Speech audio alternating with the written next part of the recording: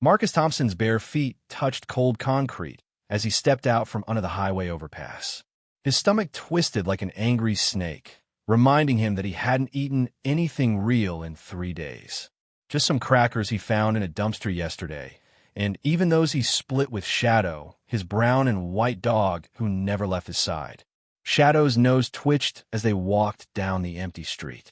The dog had been with Marcus for 2 years now, ever since that cold winter night when he found the puppy shivering behind a gas station. Now Shadow was his only family, his only friend, and sometimes the only reason Marcus kept going. Before we continue with the story, make sure to like this video and subscribe to our channel to listen to more stories like this one. "Come on, boy," Marcus whispered, pulling his torn jacket tighter. "Maybe we'll find something tonight." The rain had stopped an hour ago, but everything still dripped. Water fell from fire escapes and rolled down car windows. The streetlights made everything look yellow and strange, like they were walking through an old movie. Marcus checked his watch, a cheap plastic thing he'd bought at a thrift store years ago when he still had a job. 11:47 p.m. Most people were home in their warm beds, but for Marcus, nighttime was when the real work began. That's when stores threw out their old food, when restaurants tossed perfectly good leftovers in the trash. They walked past Jimmy's Pizza, where Marcus sometimes found day-old slices. Tonight, the dumpster was empty except for wet cardboard boxes. Shadow sniffed around anyway, always hopeful. "Nothing here, buddy," Marcus said. "Let's try the burger place." As they crossed the street, Marcus thought about how different his life used to be. 5 years ago, he had a job fixing cars at Tony's garage. He had a small apartment with a TV and a bed that was actually his. He could buy food whenever he wanted, take hot showers, wear clean clothes. Then Tony sold the garage to some big company. They said they didn't need Marcus anymore. His savings ran out after 2 months of looking for work. The apartment landlord kicked him out.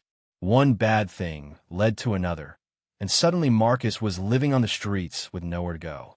Shadow stopped walking and tilted his head to one side. His ears stood up straight, the way they did when he heard something important. "What is it, boy?" Marcus asked, kneeling down to pet Shadow's wet fur. The dog started walking faster, pulling Marcus toward the next block. Shadow had good instincts. He could smell trouble before it happened, could sense when someone was friendly or dangerous. Marcus had learned to trust his furry friend's judgment. They turned the corner onto Oak Street, a long road lined with old oak trees that gave the street its name. During the day, families walked here with their kids. At night, it was quiet and dark, with only a few working streetlights. Shadow suddenly stopped. His body went stiff, and a low growl rumbled in his throat. But this wasn't his angry growl. This was different. This was his warning growl, the sound he made when something was very wrong. Marcus looked around, trying to see what had spooked his dog. At first, everything looked normal. Empty sidewalks, parked cars, closed shops. Then he saw it. About 50 feet ahead, a police car sat at a weird angle near the curb. One of its doors hung wide open, and the headlights were still on but dim, like dying flashlights. Steam rose from under the hood, and the windshield had cracks running through it like a spider web. Marcus's heart started beating faster. He'd been homeless for 3 years, and he knew that getting involved with police usually meant trouble for people like him. Cops didn't like homeless men. They asked too many questions, wanted to see ID he didn't have, sometimes arrested people just for sleeping in the wrong place. But something about this scene felt wrong. Police cars didn't just sit empty with their doors open and their engines smoking. "Should we go the other way?" Marcus asked Shadow quietly. The dog looked up at him, then back at the car. Shadow whined softly and took a step forward, as if saying they needed to check it out. Marcus sighed. He learned to trust Shadow's instincts, even when they made him nervous. They walked closer, staying on the sidewalk. The police car looked like it had crashed into something, though Marcus couldn't see what. The front bumper was dented, and pieces of plastic lay scattered on the wet pavement. Then Marcus saw movement inside the car. Someone was slumped over in the driver's seat. A person in a dark blue uniform, a police officer. And from the long hair visible, it looked like a woman. Marcus froze. His first thought was to run. Getting involved with an injured cop could bring all kinds of problems. But as he watched, he saw the officer's chest rising and falling in quick, shallow breaths. She was alive, but barely. Shadow barked once, not loud, but enough to show he was worried too. "Okay, boy," Marcus said, his voice shaky. "I guess we better see if she needs help." But as they got closer to the car, Marcus noticed something that made his blood run cold. Dark stains covered the officer's uniform. In the dim light, he could see they were spreading, getting bigger. Blood. Marcus forced his legs to keep moving toward the crashed police car, even though every part of him wanted to run away. Shadow stayed close beside him, both of them stepping carefully around the broken glass scattered on the wet street. As they got closer, Marcus could see more details that made his stomach turn. The woman officer was unconscious, her head tilted to one side. Her police hat had fallen off, showing brown hair that was matted with blood. Her radio was making crackling sounds, but no words came through, just static. "Hello," Marcus called softly. "Can you hear me?" The woman didn't respond. Her breathing was fast and shallow, like she was running a race in her sleep. Marcus had seen enough hurt people in his years on the street to know this was bad. Really bad. Shadow whined and pawed at the ground. The dog could smell the blood, could sense the danger. Marcus looked around the empty street. No other cars, no people walking by, no help coming. It was just him, Shadow, and this dying police officer. He knew he should call 911, but Marcus didn't have a phone. He'd sold his old flip phone months ago when he needed money for food. Most homeless people didn't have phones. They were expensive, and there was nowhere to charge them. The officer stirred slightly and made a small sound, like she was trying to speak. Marcus leaned closer to the open car door. "I'm here," he said. "You're going to be okay." But even as he said it, Marcus wasn't sure if it was true. The woman had lost a lot of blood. Her police uniform was soaked with it, and more blood was pooling on the car seat beneath her. Marcus looked at the wound and felt sick. There was a deep cut across her stomach, probably from the crash. The metal dashboard was bent and twisted, with sharp edges that could slice through anything. He had to do something fast, or this woman was going to die right in front of him. Marcus pulled off his jacket, the only warm thing he owned. It was old and dirty, with holes in the elbows and a broken zipper, but it was all he had. "Sorry about this," he said to the unconscious officer as he started tearing his jacket into strips. The fabric was tough and didn't want to rip, so Marcus used his teeth to get it started. Shadow watched, tilting his head like he was trying to understand what his human was doing. With shaking hands, Marcus pressed the largest piece of fabric against the woman's wound. Blood soaked through immediately, turning the gray cloth dark red. He pressed harder, remembering something he'd seen on a TV medical show years ago about stopping bleeding. The officer's eyes fluttered open for a moment. They were brown and filled with pain and confusion. "Hey," Marcus said gently. "I'm Marcus. You're hurt, but I'm going to help you." She tried to say something, but only a whisper came out. "Radio?" Marcus looked at the police radio hanging from the dashboard. The cord was tangled, and the microphone was cracked, but it might still work. He grabbed it with his free hand, still pressing the cloth against her wound with the other. The radio felt heavy and complicated, with lots of buttons and switches he didn't understand. Marcus had never used a police radio before, but he'd heard them in movies and TV shows. He pressed what looked like the main button and spoke into the microphone. "Hello, can anyone hear me?" Static crackled back at him. He tried again, pressing the button harder. There's a police officer hurt really bad on Oak Street. She needs help right now." More static. Then a voice broke through, sharp and professional. "Who is this? Identify yourself and your location." Marcus's heart pounded. He knew that giving his name to the police could cause problems later. They might blame him for what happened to this officer. They might think he attacked her and was just pretending to help. But looking down at the woman's pale face, Marcus realized he didn't have a choice. "My name is Marcus Thompson. I found this officer crashed on Oak Street, near 15th Avenue. She's bleeding bad and needs an ambulance right now." "Sir, are you injured? Are there any other people at the scene?" "Just me and my dog. The officer is unconscious and losing lots of blood. Please hurry. Units are on the way. Stay on the radio and keep pressure on any wounds." Marcus dropped the radio and used both hands to press against the bleeding. His jacket strips were completely soaked now, so he tore off more pieces of fabric. Shadow barked softly, as if trying to help. "Come on," Marcus whispered to the unconscious woman. "Don't give up. People are coming to help you."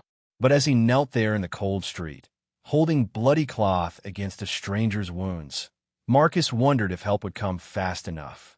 The officer's skin was getting paler by the minute, and her breathing was becoming weaker. In the distance, he could hear sirens starting to wail. The sound got louder and louder, coming closer. Red and blue lights began flashing between the buildings, painting the wet street in colors. Marcus looked down at his hands, covered in blood. He looked at his ruined jacket, torn to pieces and stained red. When the other police officers arrived and saw him like this, a homeless man covered in blood, leaning over their injured colleague, what would they think? Shadow seemed to sense his worry and pressed against Marcus's leg, offering comfort. The sirens were very close now. Marcus could see the flashing lights turning onto Oak Street, racing toward them. In a few seconds, everything would change. He took a deep breath and kept pressure on the woman's wound, determined to save her life no matter what happened to him next. 3 police cars screeched around the corner with their sirens, screaming and red and blue lights flashing so bright they hurt Marcus's eyes. The first car slammed on its brakes just 20 feet away, and officers jumped out with their hands already reaching for their guns. "Step away from the officer. Put your hands up now." Marcus's heart felt like it might explode in his chest. He slowly lifted his bloody hands into the air, still kneeling next to the injured woman. Shadow started growling, sensing danger, but Marcus quickly said, "Easy, boy. Stay calm." The lead officer was a big man with a thick mustache who looked like he could bench press a car. He kept his hand on his gun while walking closer. "What happened here? Did you do this to her?" "No, sir," Marcus said, his voice shaking. "I found her like this. She was bleeding, so I tried to help." 2 more officers ran over, their boots splashing through puddles on the wet street. One was a younger guy with short blonde hair, and the other was a woman with her hair pulled back tight. They all looked angry and suspicious. "He's covered in blood, Sergeant," the blonde officer said. "Looks pretty guilty to me." Marcus felt panic rising in his throat. This was exactly what he'd been afraid of. Here he was, a homeless man with no ID, no permanent address, no way to prove he was telling the truth. And he was kneeling over a badly hurt police officer with blood all over his hands. "Please," Marcus begged, "check the radio. I called for help. Why would I call you if I hurt her?" The female officer knelt down next to the injured woman and pressed her fingers against her neck, checking for a pulse. "She's alive, but barely. Where's that ambulance?" As if answering her question, another siren wailed in the distance, getting closer. Marcus felt a tiny bit of relief. At least the paramedics were coming. The sergeant grabbed Marcus's arm roughly and pulled him to his feet. "Turn around. Hands behind your back." "Wait," Marcus said desperately. "Look at the cloth. I tore up my jacket to stop her bleeding. If I wanted to hurt her, why would I use my own clothes to save her?" The blonde officer picked up one of the bloody fabric strips that Marcus had torn from his jacket. He examined it closely, then looked at Marcus's torn and ruined jacket. "Sarge," the blonde officer said slowly, "this fabric matches his jacket. And look, it's tied like a bandage around her wound." The female officer was checking the injured woman more carefully now. "The bleeding has slowed down. Someone definitely tried to stop it. These bandages probably saved her life." An ambulance turned the corner with its lights flashing and siren blaring. It pulled up right next to the police car, and 2 paramedics jumped out with a stretcher and medical bags. "What do we have?" the first paramedic asked, a woman with short red hair. "Female officer, unconscious, severe abdominal wound, significant blood loss," the female police officer reported quickly. The paramedics immediately went to work, cutting away the bloody fabric bandages that Marcus had made from his jacket. They put an oxygen mask over the injured officer's face and started in forward her arm. "Good job on the pressure bandages," the red-haired paramedic said without looking up. Whoever did this bought her some time. Marcus wanted to say that he was the one who made the bandages, but the sergeant was still holding his arm tightly and hadn't put his gun away. She's stable enough to transport, the second paramedic announced. But we need to move fast. They carefully lifted the injured officer onto their stretcher and wheeled her to the ambulance. Marcus watched them load her inside, wondering if he'd ever know whether she survived. The sergeant finally let go of Marcus's arm, but didn't step back. Start talking. From the beginning. What were you doing out here? Marcus took a deep breath. My dog Shadow and I were looking for food in the dumpsters. We do that every night around this time. Shadow heard something and led me over here. I found a car crashed with the officer inside, bleeding really bad. And then I called for help on her radio and tried to stop the bleeding with my jacket. That's all. I just wanted to save her life. The female officer was examining the crashed police car with a flashlight. Looks like she hit that fire hydrant, she called out. Skid marks show she was going pretty fast, maybe chasing someone. The blonde officer walked over to Marcus and Shadow. The dog had been sitting quietly, but now he walked up to the officer and sniffed his boots. Instead of backing away, the officer knelt down and let Shadow smell his hand. Good dog, he said softly, then looked up at Marcus. What's his name? Shadow, Marcus replied, surprised by the gentler tone. How long have you been homeless? The officer asked. Marcus hesitated. He wasn't used to police officers asking him normal questions like he was a real person. Usually they just told him to move along or threatened to arrest him. About 3 years, Marcus said honestly. The ambulance drove away with its siren wailing, taking the injured officer to the hospital. Marcus watched the red lights disappear around the corner, still not knowing if she would be okay. The sergeant was talking into his radio now, probably calling his supervisor. The female officer finished examining the crash scene and walked back over to them. I think he's telling the truth, she said to the sergeant. The evidence backs up his story. And honestly, if he wanted to hurt a cop, he wouldn't stick around to call for help. The sergeant looked at Marcus for a long moment, studying his face. Marcus tried to stay calm and look honest, even though his heart was still pounding. What's your full name? The sergeant asked. Marcus Thompson. Any ID? Marcus shook his head. Lost my wallet months ago. Been living on the streets since I lost my job. The sergeant sighed and put his radio back on his belt. Well, Marcus Thompson, it looks like you might have saved that officer's life tonight. We're going to need you to come to the station and give us a full statement. Marcus felt worried again. Police stations were scary places for homeless people. Am I under arrest? No, the female officer said with a small smile. You're a witness. And maybe a hero. Marcus had never been inside a police station unless he was in trouble. But tonight felt different as Officer Janet Mills led him and Shadow through the front doors of the downtown precinct. She'd been the female officer at the crash scene, and she was the first cop who'd believed his story. Don't look so worried, Officer Mills said as they walked past the front desk.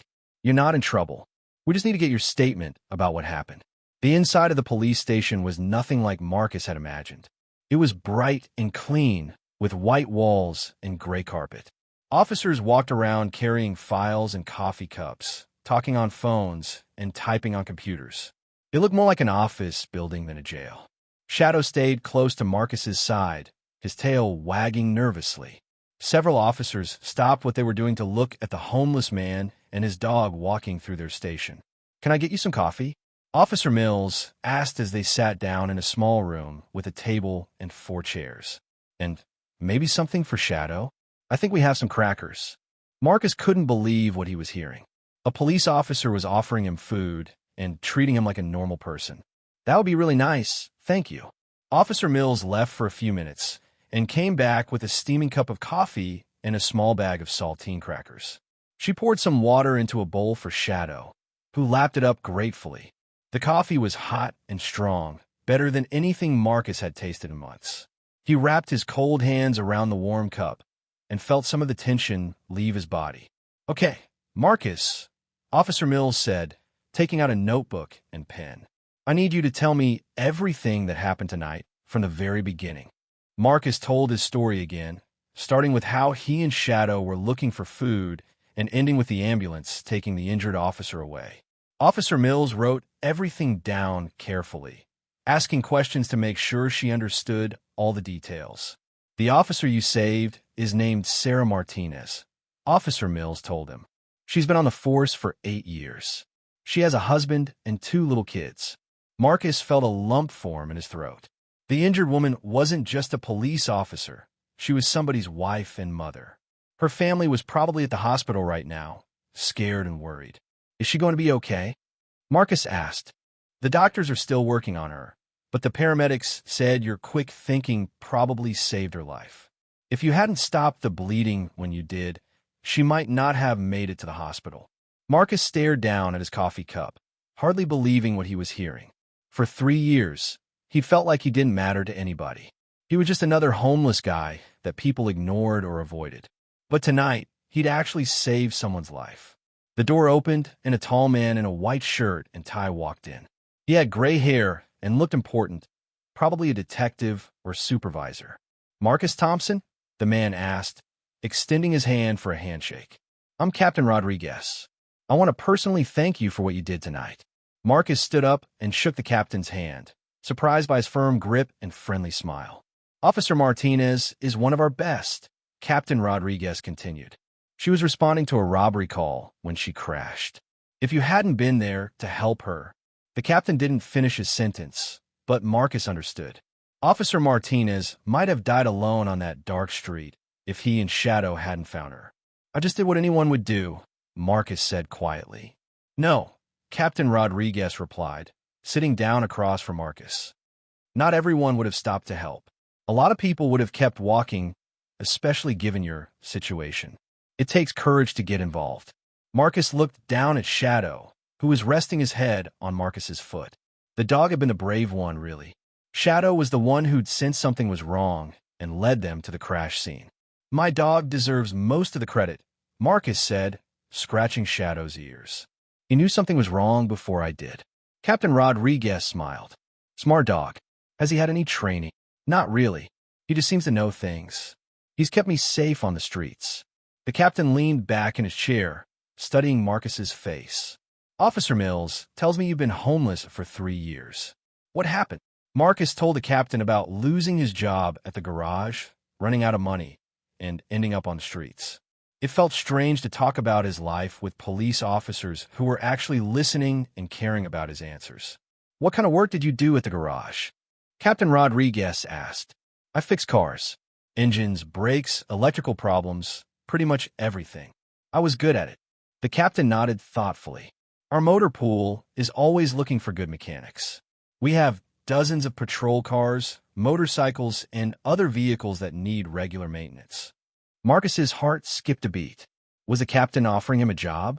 I'd have to check your background and make sure everything clears, Captain Rodriguez continued. But if you're interested, we might be able to work something out. The pay isn't great to start, but it comes with health benefits and a steady paycheck. Marcus felt tears starting to form in his eyes. He couldn't remember the last time someone had offered him real work. Not charity, not handouts, but an actual job where he could earn his keep. Yes, sir. I'd be very interested in that. Good. Give Officer Mills your contact information, and we'll be in touch. Captain Rodriguez paused. Where are you staying tonight? Marcus looked embarrassed. There's a shelter about 6 blocks from here. Sometimes they have space. Not tonight, the captain said firmly. Officer Mills will take you to a hotel. Department will cover it for a few days while we get things sorted out. Marcus couldn't believe this was really happening. 12 hours ago, he'd been digging through garbage cans looking for food. Now he had the possibility of a real job, a hotel room for the night, and police officers treating him with respect and kindness. Thank you, Marcus said, his voice cracking slightly. Thank you so much. Captain Rodriguez stood up and shook Marcus's hand again. Thank you, Marcus. Officer Martinez has a family that's going to be very grateful to you. As they prepared to leave, Officer Mills got a phone call. She listened for a moment, then smiled broadly. That was a hospital, she announced. Officer Martinez is out of surgery. The doctors say she's going to make a full recovery. Marcus felt a wave of relief wash over him. Shadow seemed to sense the good news and wagged his tail happily. Walking out of the police station, Marcus looked up at the night sky. The rain had stopped completely, and a few stars were visible between the clouds. He had a warm hotel room waiting for him, the possibility of a real job, and the knowledge that he'd saved a life tonight. For the first time in 3 years, Marcus Thompson felt like he had a future worth looking forward to.